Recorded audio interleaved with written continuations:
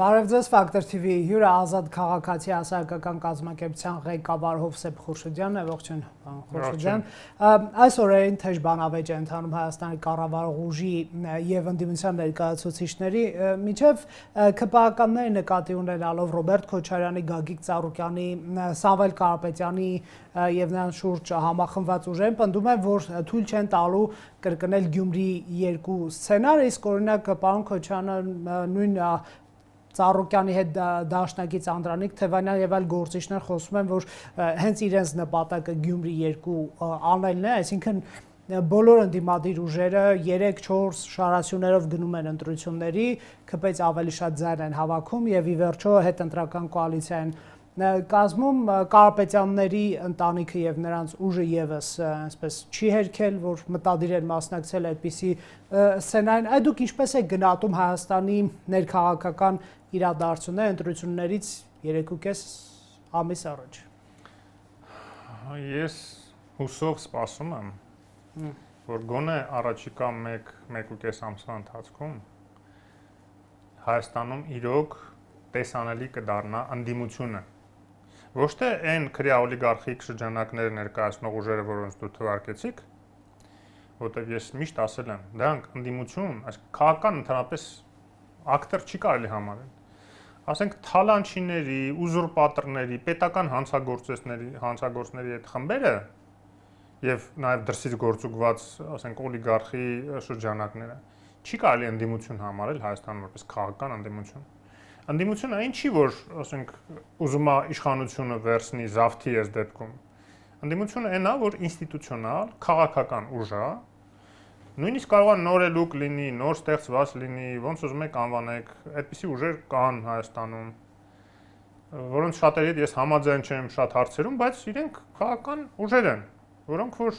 կրիմինալ չեն եղել կրիմինալ, եւ կրիմինալ հիմքերով չեն համախմբում ինչ որ մարդկանց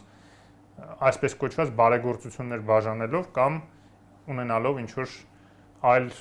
մոտիվացիաներ ինչ-որ մարդկանց համար։ Գնանք, բայց հանրության մի մասը այս ուժերին ուղարկել է խորհրդարան եւ միգուցե էլի ուղարկի, այսինքն դասական քաղաքական իմաստով նրանք ընդդիմություն են։ Շատ վատ է արել հանրության այդ մասը, որը որ այդ ուժերից երկուսին տվել է ՔՎ 21 թվականին։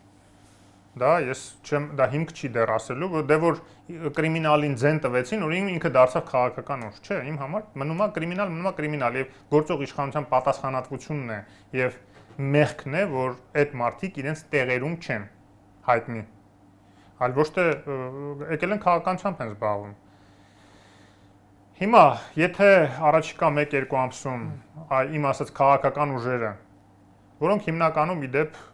Հայաստանի ինքնիշխանության ջատագովներ են, որոնք կողմ են Հայաստանի Եվրոմիության անդամակցությանը, Միացյալ Նահանգների հետ հարաբերությունների սերտացմանը, որը բերելու է Հայաստանի ինքնիշխանության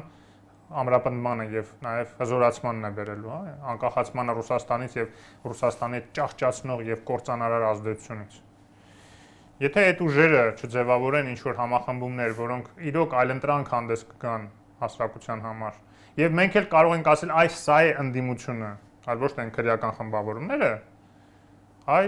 շատ վատ կլինի, եթե դա տեղի չունենա, մենք էլի գալու ենք սև-սպիտակ, ոչ թե Գյումրիի տարբերակին, այլ սև-սպիտակ տարբերակին 21 թվականի, որը այս դեպքում շատ ավելի ռիսկային վիճակում կհանգեցնի, ռիսկային վիճակների կհանգեցնի մեր երկիրը, որովհետև ի տարբերություն 21 թվականի, երբ որ հասարակությունը այսպես անորոշության մեջ էր եւ այդ անորոշությունից ինտուիցիան հասարակության մեծամասնության հուշեց, որ միակ տարբերակը խուսափելու նախկինների վերադարձից դա գործող իշխանության ձայն տալն է։ Այս անգամ վախենան, որ մի զգալի մասը կարող է ընդհանրապես չգնա ընտրությունների, եթե չտեսնի այդ այլընտրանքը ժողովրդավարական, այլընտրանքը։ Ես նկատի ունեմ այն խավը, որը դժգոհ է գործող իշխանությունից, իսկ այդպեսին ցանկացած երկրում միշտ լինում է եւ բավականին մեծ է հիմա եւ նաեւ 21 թվականի համեմատ բավականին մեծ է այդ խավը։ Մենք շատ լուրջ վտանգների առջև կկանգնենք, երբ որ այո, ձեր ասած խմբավորումները կկարողանան այս կամ այն մանիպուլատիվ սխեմաների միջոցով, իսկ իրենց մանիպուլատիվ սխեմանը հիմնականում կաշառք բաժանելն է բարեգործության անվան տակ։ Մենք դա տեսնում ենք, որը նաև մեր կոնտրակտական օրենսգրքի թերացումն է։ Ինչ է նշանակում միայն նախընտրական շրջանում չի կարելի կաշառք բաժանել, այսինքն բարեգործություն անել, լավ էսպես ասենք։ Քաղաքական կուսակցությունը ինչ գործ ունի բարեգործություն անելու, եթե նույնիսկ ինքը չի, այլ իր հետ աֆիլիացված կամ իր առաջնորդի անվամբ ինչ որ բարեգործական ընկերություն է։ Ինչ է նշանակում քաղաքական ուժը ճակերտավոր գալիս ասում է ուսանողությանը ինձ որ ընտրեք, այ հիմա իրավունք չունեմ ձեր վարձերը փակելու։ Ընտրություններից հետո հենց որ մտնեմ խորհրդարան կամ իշխանություն վերցնեմ ավելի վատ, ձեր բոլոր վարձերը կփակեմ։ Ինչի հաշվին ես փակում։ Այն մնացած քաղաքացիների գրպանից պետքա վերցնես ու այնքան ես վերցնելու, որ համ այդ խոստումներդ կատարես, համ էլ քո ծախսած գումարները տասնապատիկ հետ բերես։ Այսինքն քաղաքականությունը իրենց համար բիզնեսի ձև է, ինչպես եղել է։ Հիշում եք Ծառուկյան Գագիկը, երբ որ պրոյեկտը եղավ Ռոբերտ Քոչարյանի կողմից ստեղծված պրոյեկտ է, գիտեք։ Բարգավաճ Հայաստան կուսակցությունը, Արմեն Գևորգյանն էլ կուրատորն էր այն ժամանակ այդ պրոյեկտի։ Երբ որ եղավ, հենց անմիջապես պարլամենտ մտնելուց հետո ասենք 1-2 միլիոն դոլար էին ծախսել ըստ ամենայնի, 6 միլիոն դոլար սուբսիդիա պարլամենտով անցկացրեցին Գագիկ Ծառուկյանի ցեմենտի գործարանի համար։ Այսինքն թոշակառուներին այդ փողը պետք չէր, ուսանողներին, որոնց հիմա տարբեր ուժեր էլի խոստումներ են տալիս, այդ փողը պետք չէր, բայց ցեմենտի գործարանին պետք էր, որ ոչ մի պահանջ, կարիք իրոք չկար, արհեստական ուղղակի այդ պետությունից պետք է քերեին հետ փոկեն, չէ՞, պետությունը որը բյուջեից, մնացած քաղաքացիներից։ Դե քաղաքացիները չզգացին տուկիթ էլ ստացող քաղաքացիների համար ինչ, հա, դե հիմա ընդհանուր բյուջեն հոմերը չի, ինչ որ մեկինն է բյուջեն, պետությունը, պետականությունը, ինչ որ մեկն է, մերը ընդհանրեն այդ տուկիթ էլն է, որը մեզ Ծառուկյան Գագիկը տվել է, տեսեք ինչ լավ բարեգործ է։ Թող գնա պարլամենտ, հետո ինչքան ուզում է քերի բյուջեից։ Սուբսիդիաներով։ Բայց եթե այդ ուժերը, որոնց ես թվարկեցի, որոնց դուք ցրիկ կրիմինալ անունը, իրոք կրիմինալ են, բա մեր բանտերը տենց լիքը տեղ ունեն, էլի, այսինքն ես ոչ թե հաշվեհարդարի մասին եմ խոսում, որ օրինական ճանապարհով իրավական հիմքեր կան այս մարդկանց դատապարտելու, քաղաքականությունից դուրս հանելու, ռեզերկելու, չգիտեմ, այսինքն եթե նրանք թալանել են, նույն Գագիկ Ծառուկյանի վրա քրեական գործ չկա։ Նոր հիշեցին, որ նաև այլ գործեր կարելի է հարուցելու, այտենց չի էլի։ Այտենց չի, բա վեթինգ, լուստրացիա։ Կրիմինալ չեն, պարոն Խուրշիդյան։ Եթե իշխանությունը չի առաջադրում իրավական մեղադրանքներ, իշխանությունը նկատի ունեմ քննչական մարմինները։ Ուրեմն արդար են, մարդիկ իրավունք ունեն Գյումրի 2։ Լսեք, ես էլ իրավունք ունեմ իմ քաղաքական գնահատականը տամ։ Հա, չէ՞։ Եթե մարդը ուզուրպացրել է իշխանությունը, ու ես ասում եմ ինքը ուզուրպատոր է, նախկին երկու նախագահները ուզուրպատորներ են, իրենք իշխանությունը բռնազավթել են։ Դե թո դատի տանից դատարանում քննարկենք այդ ուզուրպացրել են թե չէ։ Երբ որ ասում ենք վեթինգ է պետք անել, երբ որ ասում ենք այդ հանձնաժողովը քննիչ պետք է ստեղծել, որը որ հասարակական պահանջով մի կերպ ձևակերպեցին այդ հանձնաժողովը, այն էլ տարան հանրային խորհրդին կից, հա, որը որ պետք է զբաղվի այդ կարգի հարցերով, այդ թվում ընտրակեղծարարության նախկին թվերի ընտրակեղծարարությունը, որ ես անձամբ դիմել էի, որ իմ ժամանակից պետք է հատկացնեմ դրանով զբաղվեմ, որ այդ ձեր հարցադրումներին ես պատասխանելու նաև իրավական հիմքեր ունենամ, որ այդ փաստագրական հենքը ստեղծեմ, բայց կներեք իմ աչքի առաջ են կեղծել, ես գիտեմ, որ իրանք կեղծարար են, ես գիտեմ, որ իրանք բռնազավթել են իշխանությունը մարտի 1-ով նաև, մնացած 2003-4-երով, այդ ամբողջը մեր բոլորի աչքի առաջ է եղել։ Դրա համար ինձ ոչ մեկ չի կարող համոզի, որ իրենք ոչ մի քրեական հանցանք չեն գործել։ Եթե պատասխանատվության չեն ենթարկվել մինչև հիմա դրա համար, դա իշխանությունների պատասխանատվությունն ու մեղքն է, որ ելի եմ ասում, այդ կարգի խմբեր նաև չեն ձևավորում։ Չեն ձևավորում, որ վեթինգը չարեցին, լուստրացիան չարեցին, քաղաքական գնահատական չտվեցին, այդ կարգի խմբեր ձևավորելուց էլ ես ես պատմել եմ կարծեմ, որ մի հատ ձևական ինչ-որ հայտարարություն են դրել վարչապետի էջին, որ ոչ մեկ չի մտնում այնտեղ րոպե մեկ նայ թե ինչ հայտարարություններ է դրված, որ ոչ մեկ չի մանա։ 15 օր ժամկետ էին դրել, 15 թե 20, չեմ էլ հիշում արդեն, բայց ժամկետն է չէր նշված միջև երբ է վերջնաժամկետը դիմելու։ Պատահական իմանում եմ, որ այդպիսի բան կա, սկսում եմ Facebook-ով տարածում եմ, որ դիմեք, փորձագետներ, դիմեք, այս խումբը ձևավորվի, փաստահավաք խումբը ձևավորվի, որ առանց հետ էլ իջացրել են կարգավիճակը, մեր պահանջը հասարակության պահանջը հասարակական կազմակերպություններն էր, որ դա ազգային ժողովին շրջանակներում ձևավորվեր, որ ավելի բարձր կարգավիճակ ունենար եւ հաշվետվությունը ուսումնասիրել այդ թվում նախկին ընտրակեղծարարություն ներկայացվեր ազգային ժողովին։ այդպես պայմաններ ձևական ստեղծեցին, որ ոչ մեկ չիմանա, ոչ մեկ չդիմի, հետո էլ ասեցին, վայ, քիչ մարդ է դիմել, 7 հոգու փոխարեն 5 հոգի է դիմել, իշխան է դիմել, այսինքն մրցույթ հայտարարում ենք չկայացած, մյուս մրցույթն էլ կհայտարենք Աստված գիտի երբ։ Եվ այսպես գնում ենք ընտրությունների։ Այո, եկեցեն իրանք հրաշալի ուղակի բանը, տեխնոլոգներ են։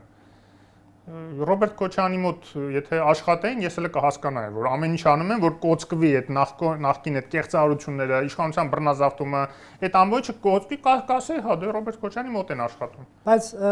Փաշինյանի կառավարության կներեք այս բառն օգտագործելու համար քաղաքական քյարը ո՞րն է կոծկելու, ինչպես դուք գնահատական Ես չեմ հասկանում, գիտեք։ Այտենց էլ մութ մնաց ինձ համար։ Դե ուրիշ մեկնաբանություն կա, որ նրանց ձեռնտու է այսպիսի ընդդիմություն ունենալ, որին կարելի է հազար մի մեղքերի մեջ քլնգել եւ ժողովրդին մեծ ջանքեր չգործադրել համոզելու համար, որ հենց դա էլ տեղի ունեցել, որովհետեւ շատ բարդիկ ընտրակեղծարարությանը հենց իրենք են մասնակցել, 10,000 դրամների դիմաց պարտադիր չի ասել ունակ ընտրակեղծարար, յուրաքանչյուր գիտի եւ հաղթել, բայց չեք կարծում, որ ուզում է Սերժ Սարգսյանի խոսքը ցիտել, բայց կարող է ինչ որ մի բան այնպես տեղի չունենալ։ Խիարը կարող է թարս բոսնի եւ ցավոք պետք է ասեմ, որ նաեւ իրենք չարաշահում են այն քաղաքացիների, շարքային քաղաքացիների, նաեւ իմ պատասխանատվության զգացումը, որ ամեն դեպքում պետության մասին ենք մտածում, հաստատ իրենց մասին չեն, իրենց իշխանության մասին չենք մտածում, երբ որ անհանգ ստանում ենք, որ նախկինները հանգարց չվերադառնան իշխանության։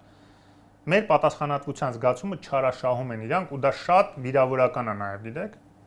Երբ որ իրենք ամեն ինչ անում են, որ այլ ուժեր ուղղակի ոտքի չկանգնեն, եւ դա մենք Գյումրիում տեսանք, եւ այո, հենց Գյումրի շարունակությունը կարող է լինի նաեւ իրենց այս վարկագիծը, որ սև-սպիտակ մնա դաշտը, որ հանգարց չձևավորվեն ինչ որ ռեալ այլընտրանքային ժողովրդավարական ուժեր, որ իրանք շահեկան տեսք ունենան այդ սևերի իրանց ձևակերպած սևերի ֆոնին։ Դա շատ տխուր է նաեւ պետականաշինության տեսակետից շատ դեստրուկտիվ մոտեցում է։ Բայց դե իրանց համար քաղաքականապես չգիտեմ ոնց են հաշվարկել, որ իրանք էլի շահելու են դրա արդյունքում, բայց ձեր ասած կարող է լրիվ թարս բուսնի ամեն ինչ։ Տեսեք, երբ որ J.D. Vance-ը Փաշինյանին աջակցություն հայտնեց, ընտրությունում հայտնեց, չէ՞, բայց հայտնեց դա մեկնաբանություն չէր, երբ որ Եմեն 12 միլիոն եվրո է հատկացնում եւ մասնագիտական գիտելիքներ գործիքակազմեր հիբրիդային սպառնալիքների դեմ պայքարի նպատակով, տարբեր քաղաքական ուժեր դա անցալեցին արևմուտքի աջակցություն Փաշինյանին, մի շարք զիջումների դիմաց Արցախը հանձնելու, դիմաց Ռուսաստանին այստեղից վտարելու, դիմաց կարճ ասած Փաշինյանը արևմուտքի դրածոն է, ահա ապացույցները, հա, իսկ ասենք եթե օրինակ այսպիսի հարց, եթե Լավրովը, չգիտեմ, Տիկին Զախարովը, Սիմոնյանը կամ Սոլովյովը աջակցեն, ասենք պարոն Քոչարյանին, օրինակ եմ էլի ասում, կամ Բաստեքսով Սամվել Կարապետյանին աջակցում են։ Սամվել Կարապետյանին, պարոն Ծառուկյանին, դա չի դիտարկվի ներքին գործերին միջամտել այնպես ինչպես ընդդիմությունը դիտարկում է Վենսի մյուսների աջակցություն Փաշինյանի ներքին գործերի միջամտություն որպես։ Լսեք, մեծ տարբերություն կա ժողովրդավարական երկրների աջակցության եւ դրա արժեքի եւ ավտոկրատիայի եւ Հայաստանի դավաճանած պետության աջակցության։ Մեծ տարբերություն կա։ Երկուսն էլ օտար ուժ են, պարոն Խոշոձյան։ Դե հա, օտար ուժ են, իրենց դիրքորոշումները հայտնում են։ Անես չի որ մենք ինչ որ մեկին կախաղան ենք անում Մոսկվայում դրա համար, որ բանին Սամվել Կարապետյանին աջակցում են կամ քարոզչությունա որ լցնում են իրենց հերոստալիքներով Հայաստանի վրա, որ նույնիսկ չեն էլ փակում ստեղից այդ քարոզչական բաները ու ալիքները։ Հա, իհարկե, տեսանելի է, որ արևմուտքը գործող իշխանություններին աջակցում է եւ դա շատ լավ է, որովհետեւ իդեմս նրանց պետությանն է աջակցում այսօր։ Այդ մեկ, երկրորդը, գիտեք, այդ մեղադրանքները նաեւ իրենց մեջ շառ են պարունակում։ Այդ որ ասում են Արցախը հանձնեց արևմուտքի պահանջով եւ այլն, ոչ, Արցախը հանձնվեց ռուսների պահանջով Արցախի այն ժամանակվա քրեա օլիգարխիայի նրանց ղեկավարության ձեռքերով եւ այստեղի մնացուկների քրեա օլիգարխիայի մնացուկների նաեւ մասնակցությամբ։ Մենք 23 թիվն էլ ենք հիշում, ոնց այնտեղ իշխանափոխություն արեցին, հա։ Եվ 20 թվականն է գիտենք թե ինչ արդյունքները ինչ էին եւ ինչի համար էին 20 տարվա բանակի ոչնչացման թալանի հետևանքները։ Այդ ամեն ինչը հասկանում ենք, չէ՞։ Եվ այն որ գործող իշխանությունները 20 թվականին անընդհատ դիմադրում էին, ամեն ինչ արեցին, որ պահեին Արցախը, դա էլ է, չէ՞, տեսանելի։ Այդ նույն մարդիկ, որ ասում են, որ հանձնեց Արցախը, մի պահ մեղադրում են, որ ժամանակին շուտ Ռուսաստանի առաջարկով, դեռ հոկտեմբերի 20-ի առաջարկով չստորագրեց այդ նույն պայմանագիրը, որ շուտ հանձներ իրանց ասելով, այդ ոնց եղավ։ Դա հակասություն չեն տեսնում իրանց, թե մարդկանց էշի տեղ են դրել։ Ակնհայտ էր, որ գործող իշխանությունը ամեն ինչ անում էր, որ չհամաձայնվեր այդ զիջումներին, այդ հանձնմանը, հա, բայց պարտվեցինք պատերազմում նաև, որտեղ պետություն չունեինք։ 2 տարում էլ հնարավոր չէր հեղափոխությունից հետո պետություն կառուցել։ Այդ ամեն ինչը հասկանում ենք եւ դա է պատճառը, որ նաև իշխանությունների արտաքին քաղաքականության աջակցում ենք։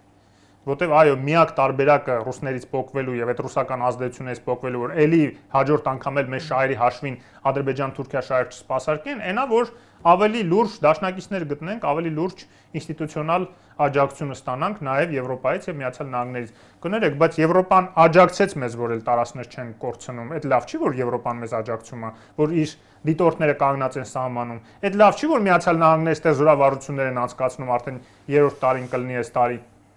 որի շնորհիվ նաև զսպում է ցանկացած արտաքին վտանգ, որտեղ 2 ամիս իրենց զորքերը ստեն ելնում, թեկուզ փոքր քանակությամբ։ Այտենց բաներով մեր անվտանգությունը նաև ամրապնդեցինք արտաքին աջակցության շնորհիվ։ Հակառակ դրա ռուսական աջակցությունը միշտ մեր գլխին էր ջարդվում, բայց այդ աջակցությունների միջև տարբերություն չենք դնում։ Գեոպոլիտիկ բախում է բերել Փաշինյանը Հայաստան։ ԱՄՆ-ի եւ ԵՄ-ի ձեռը։ Այսինքն այդ գեոպոլիտիկ ակտորները, այդ հսկաները սպասում էին, թե Նիկոլ Փաշինյանը պետք է իրանց տեղ բերի կրվածնի, հա։ Այո։ Դե ուրեմն գեր մարդու տեղ են դրել Նիկոլ Փաշինյանը այդ մարդիկ, PR-ն են անում այդ վարչապետի, որ տեսեք ինչ հզոր է, կարացել է բերի sense Ռուսաստան, Միացյալ Նահանգներ ու sense իրար հետ հագցնի մեր տարածաշրջանում։ Այստեղ Իրան չկա, այստեղ Թուրքիա չկա, Ռուսաստանը այստեղ շահեր չունի, Ամերիկան չունի, այդ բոլորը կազմակերպել է բանը, հա։ Նիկոլ Փաշինյանը։ Տեսեք, այսպես ասենք, ինչպես ձեր գնահատմամբ Ռուսաստանը փորձ կանի հունիսի 7-ի ընտրությունների միջոցով, օրինակ կանխել Հայաստանի եւ ԱՄՆ-ի ԵՄ-ի միջև ներկա զարգացումները, մենք գիտենք այդ զարգացումները շատ են, ԵՄ-ի հետ գործընկերության նոր օրակարգ կա եւ անդամակցության օրենք է ընդունված, ինչի դեմ հաճախ խոսում է Լավրովը, փոխվարչապետը եւ այլն, հա, կամ ԱՄՆ-ի հետ Թրամփի ուղի, ատոմակայան, երկաթուղի, Շոյգուն գիտեք, մի օր խոսում է երկաթուղուց, մի օր ատոմակայանից, այսպես վրա զգուշացնում, որ դրանք վատ տեխնոլոգիաներ են եւ այլն։ Նախ ընտրությունների համատեքստում այդ վարկագծին փորձենք անդրադառնալ, ապա նաեւ թե ինչու է Փաշինյանը ուզում ռուսներից վերցնել երկաթուղին եւ տալ, չգիտեմ, ում։ Դե ակնհայտ է, որովհետև դա փակուղի է մեր համար։ Եթե իրեն զերը մնա այդ երկաթուղին, արևմուտքի համար բոլոր թուրքական փաստարկները, որ չեք տենում Հայաստանով անցնող երկաթուղին, ռուսների ձեռն է, որտեղով չեք անցկացնելու այդ հսկայական տրանզիտը արևմուտք արևել քոսքերի։ Պարզա որ չէ։ Շոյգունը ասում է կփլուզվի ձեր ցանցի, եթե մեզնից վերցնեք երկաթուղին ցանց։ Շատ բան է ասում։ Ռդա ԱԽ-քարտը։ Ինքը կփլուզվի ինչից, որ միջև հիմա թալանում են երկաթգիծը իրանք իրենց ներդրում անելու փոխարեն քրեական գործ կա դատախազությունում 115 միլիոնի չարաշահումների ու կեղծ ներդրումների ու դրանք որ վերանան ու նորմալ ներդրող լինի որ փող դնի որ 40 կմ/ժ արագությամբ շարժվեն մեր գնացքները մեր երկաթգծով ու դրանց կփլուզվի։ Այո։ Դե իրանց մոտ ոնց որ աշխատում է, այտենց էլ մեր մոտ է աշխատում հիմա էլի։ Ու իրանց մոտ որ փլուզվի այդ ժամանակ մենք կտեսնենք որտեղ ինչ կփլուզվի։ Նրանք ներդրումներ չեն անում ռուսները։ Պարտքի տակ է ՌԺԴ-ն։ Չէ, բայց նաև դեմ են, որ այլ ինչ որ արդիական ընկերություն գա եւ վերականգնի։ Ռուսերեն կոչվում է դա սաբակը նասենի։ Հա, իրենք նստել են, չեն թողում ոչ մեկ օգտվի այդ ամեն ինչից։ Հենց վնասահարություն է դա։ Պարզ վնասահարություն, որտեղ իրանց շահերից բխում է, որ ստեղ խցան լինի, որ Եվրոպան, Չինաստանը հույս չունենան, որ Ռուսաստանից ալտերնատիվ ճանապարհներ կգտնեն։ Ու որ ստիպված լինեն օր առաջ Ռուսաստանի դեմ պատժամիջոցներ հանել, համակերպվել Ուկրաինայի զավթման հետ, այդ մի հատվածի եւ այլն։ Այդ է իրաց նպատակը։ Իսկ եթե այստեղ բացվի այդ հոսքերը ավելի մեծ ծավալով, Վրաստանով կա հիմա, բայց այդքան մեծ չի, որտեղ տեխնիկական հնարավորությունը այդքան մեծ չէ։ Մենակ բանի ապրանքների հոսքի մասին չի խոսքը, նավթ, գազ, հազար մի բան կա, չէ։ Այդ ամբողջը իրանք պետք է խցանեն ինչ որ ձևով։ Առնվազն երկաթգիծը հիմա իրանց ձեռնա, պետք է փորձեն խցանեն։ Եվ այն հույսերը, որ իշխանությունները կապում են, որ այնտեղից է խոստումներ անում, հա կնայենք այդ մի երկու տեղ կբանակցենք, ասել է կբանակցենք, կքննարկենք, որ կվերակառուցենք, ներդրում կանենք այդ բանի մոտ, երասխի մոտ, Գյումրիի հատվածում, հա, այդ կվերականգնենք, քննարկենք։ Այդ տարիներով ձգելու են։ Փաշինյանն ասաց վերականգնենք, հետո կբանակցենք, կքննարկենք, բայց երևի առաջ չեն գնա, ինչ որ մի բան հուշում է պարոն Խուրշիդյան։ Նույնը ամերիկյան ատոմակայանի թեմայով, գիտեք, որ այն աղետ է բերելու մեր գլխին եւ պարոն Շոյգուն զգուշացնում էր հայերին դիմադրել ըստ էության, ասում է երկար մտածեք, դա սպառնալիք է լինելու։ Քիչ ամնում ասեն, որ դուք դառնաք ինքնիշխան, անկախ, բարեկեցիկ, հզոր, զինված երկիր, դա աղետ կլինի ձեր համար։ Դուք պետք է մնաք աղքատ, թույլ, մեզանից կախված, որ նույնիսկ զենքը sense մուրակ մեզանից փողնել տակ, մեկը չտանք ձեզ։ Այդ ժամանակ դուք կլինեք չկործանվող երկիր։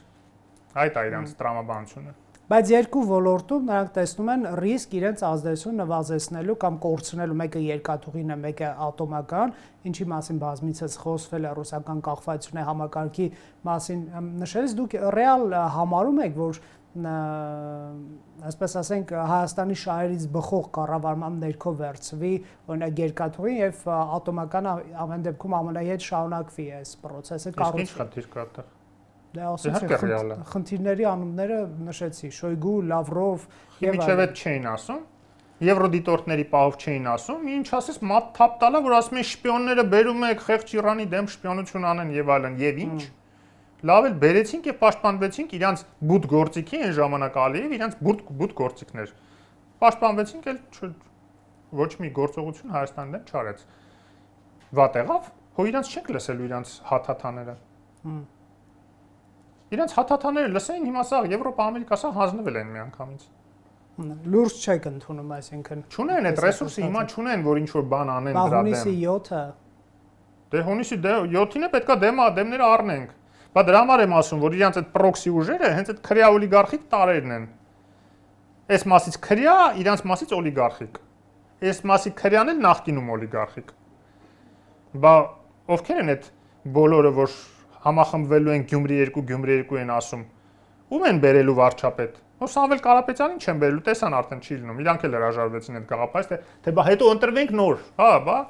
բոլորին համար պարզ է, չէ, որ լինելու է էլի Վարտանիկ Դվան, այսինքն Քոչարյան, Ռոբերտ Քոչարյան։ Այդ բոլորը համախմբվելու են, Մոսկվայից իրենց ասելու են, ապրեք, եմ որ ասում եմ գյադեք էստին, գյադեք էնդին, նույն ձևի ասելու են, դե դավայց հիմա Քոչարյանին կընտրեք վարչապետ։ Այդ է իրանց պլանը։ Բա ում են այդքան ուժերի մեջ դուք մարդ տեսնում եք, որի վրա էլի ստավկա կդնի Ռուսաստանը։ Նույնիսկ եթե Սամվել Կարապետյանի վրա ինչ-որ հույսեր կար, որ կարող է ստավկա դնեն, տեսան, որ չի լինում ուղղակի։ Չունի, ցենս չունի։ Սահմանադրություն էլ չեն կարող իրանք փոխեն։ Էլ հələ խոսքը նրա մասին չէ, որ այդքան ձեն հավաքել հələ հարցա Գյումրի 2 ստացվելու է մոտները, թե չէ։ Բայց էլի եմ ասում, ռիսկը կա, Աստված գիտի թե ինչեր են մոգոնելու Կրեմլում այս ընտրությունները իրանց ուզած ձևով անցկացնելու։ Իրանք դասեր քաղել են Մոլդովայից։ Դե արտաքին հետախուզական ծառայությունը խոսում էր նրանից, որ օտարերկրյա, այսպես ասենք, շահային խմբերի կենտրոնները ընտրություններում չստանալով իրենց ցանկալի արդյունք շեշտը դնելու են ընտրությունների արդյունքների վիճարկման վրա եւ այս վիճարկում բառը ես որ հիշում եմ նաեւ պարոն Լավրովի մի վերջերս արած հայտարարություն եմ հիշում, որ Եմեն պատրաստվում է Հայաստան-Մոլդովական սցենար գործարկել, իսկ քանի որ Մոլդովայում կեղծել են ընտրությունները, նա կոչ էր անում հայ ժողովրդին